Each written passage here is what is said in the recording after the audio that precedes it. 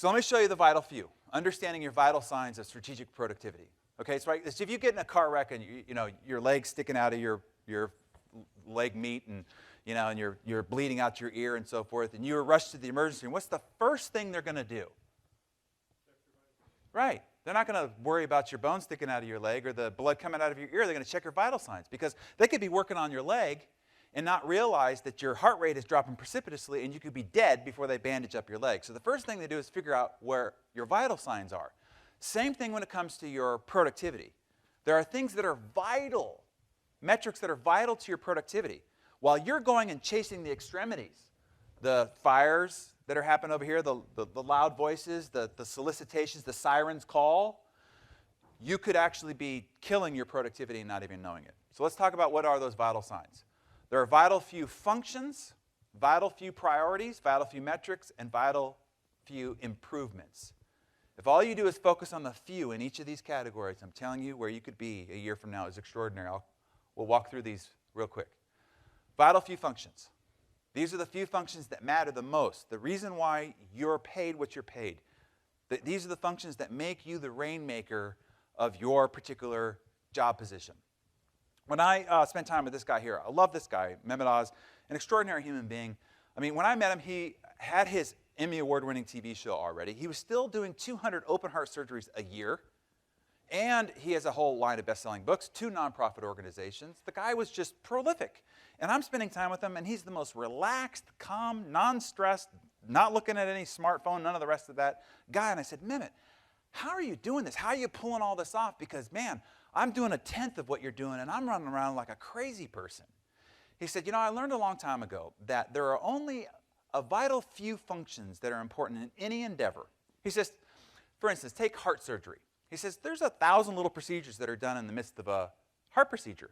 He says, but I don't clean the room or the instruments or even open up the body cavity. He says, I have staff that do that, and then they get it to a point, and now it's time for those vital few functions.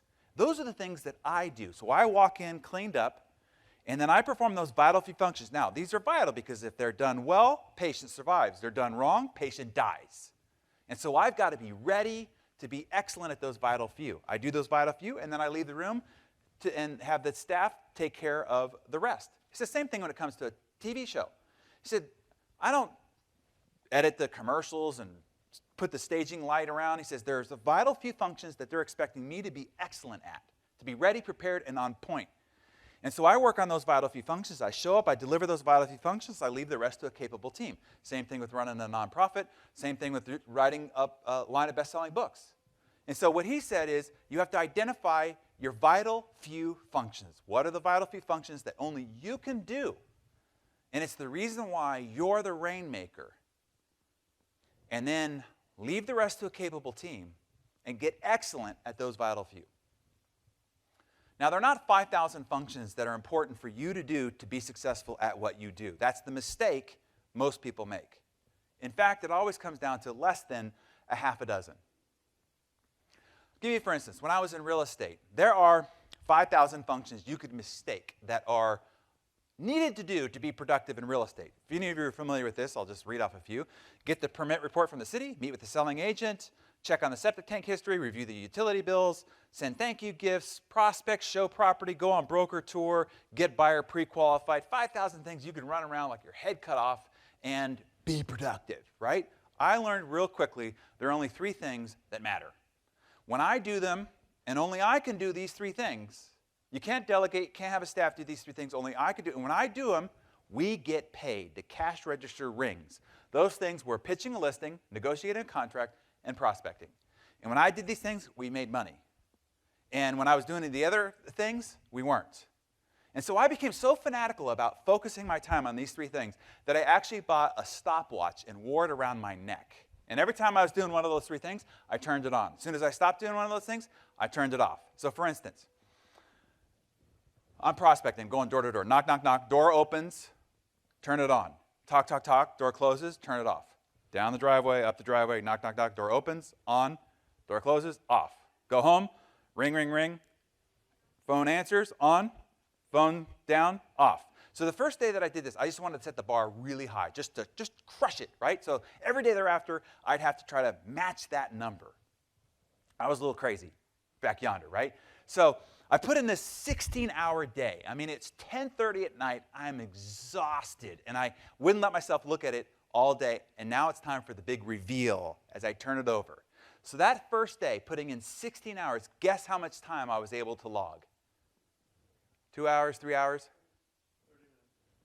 19 minutes and 54 seconds. Now, I put in a 16-hour day. I mean, just worked like a crazy. If you asked any of my office mates, was he productive or was he screwing up? No, that guy's crazy. He won't even talk to us in the hallway. But the amount of time I was actually doing anything that mattered was only 19 minutes and 54 seconds. When I saw that, that is when I became a crazy person. Getting it from 20 minutes to 40 minutes was unbelievable. The first time I got it up over an hour, I threw an office-wide party. In my 4 years in real estate, I think I got it up to 4 hours, maybe a dozen times. Which means what? In 4 years, I worked a half day a dozen times. When you figure out what your vital few functions are, like the things that only you can do, because that's why you get paid the big bucks. Like you don't get paid the big bucks to drive around papers and all the things that, files and all the other conversations that you're having. But the few things that make it rain and only you can do, when you figure out what those few things are, and if all you take from what our time here is, identify your vital few functions that only you can do and time them, the amount of time that you're spending on them. First of all, the first time you do that, you'll have a shocking reality about how little time you're actually spending doing anything that matters. And then if all you do over the next year, 90 days, 30 days, is try to increase that number every single day, you'll multiply your productivity, you'll multiply your results, you'll multiply anything that you can accomplish in life. Simple as that. How do you do only the vital few? That's the big question. It's like, well, I got all these other things that I've got to get done. How do you do the vital few? First thing you have to understand is how valuable you are. What your time is worth. Now, you all have seen this before. I will tell you you're violating it every day. But you've got to remind yourself of the math. You've got to remind yourself of the value. So if you take your income goal and divide it by 2,000, that's your hourly rate. That's what you're worth on an hourly basis. So, for instance, you make $100,000 a year, your time's worth $50 an hour. Make $250,000 a year, your time's worth $125 an hour. You make $1 million a year, your time's worth $500 an hour. Now, that means if you want to make $250,000 a year, okay, every hour upon the hour, you've got to be doing something that's worth $125 an hour. Like, you would pay somebody else $125 an hour to do what you're doing because it's that valuable. So it's like this. Imagine January 1st, you woke up, you went into your bank account, and you're like, oh, somebody deposited $250,000 in my account. Oh, my God. And all you got to do is keep it.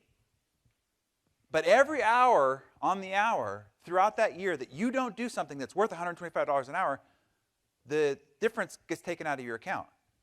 And that's what happens. People on December 31st, they go to their account and they go, and they look it up. $82,000? What happened to the $250,000 I had here? Well, what happened was that little cat video that you got on YouTube that ran into another video, and it was 20 minutes. 20 minutes can go like that, right? Well, what happens is in 20 minutes, what you have to do is take out your wallet, take out a $20 bill, take out another $20 bill, hold them up, and light them on fire. Because you just cost yourself $40. 20 minutes. See, a lot of people think that YouTube is free. Oh, no.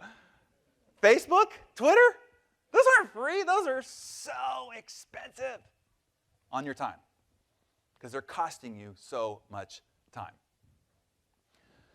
You want to invoke the rule of three. Figure out what your three functions are, those vital functions we talked about, and try to spend 90% of your time on those. What do you do best? What can only you do? And then delegate or discontinue the rest. Delegate or discontinue the rest. Build a support team.